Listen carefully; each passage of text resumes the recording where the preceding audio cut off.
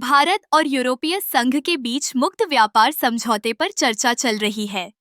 यह समझौता हमारे देश के लिए एक महत्वपूर्ण अवसर हो सकता है। लेकिन क्या आप जानते हैं कि इसे लागू होने में कम से कम 1 साल का समय लग सकता है?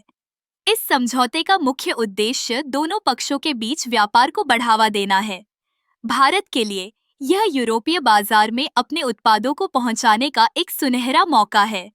हम अपनी टेक्सटाइल, फार्मास्यूटिकल्स और आईटी सेवाओं को यूरोप में आसानी से बेच सकते हैं।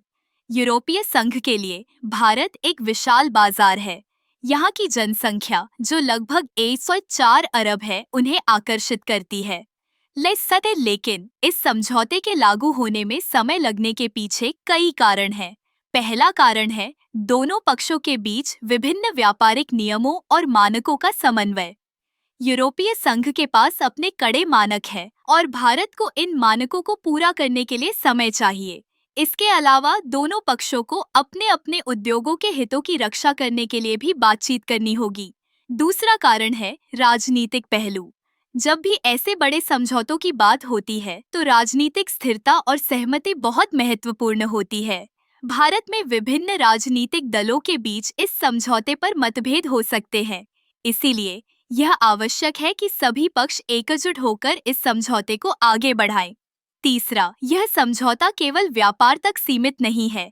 इसमें पर्यावरण, श्रम अधिकार और डिजिटल व्यापार जैसे मुद्दे भी शामिल हैं। इन सभी पहलुओं पर विचार करने के लिए समय चाहिए। इस समझौते के फायदे बहुत हैं। अगर यह सफल होता है तो भारत की अर्थव्यवस्था को एक नई दिशा मिल सकती है।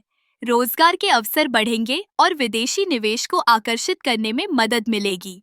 हालांकि हमें यह भी समझना होगा कि हर समझौते के साथ चुनौतियां भी आती हैं। हमें अपने स्थानीय उद्योगों की सुरक्षा का ध्यान रखना होगा। इसलिए जब हम इस मुक्त व्यापार समझौते की बात करते हैं तो हमें धैर्य रखना होगा। 1 साल का समय लग सकता है, लेकिन अगर हम सही दिशा में कदम बढ़ाते हैं तो यह समझौता हमारे लिए एक गेम चेंजर साबित हो सकता है। आखिरकार यह एक अवसर है और हमें इसे सही तरीके से भुनाना होगा।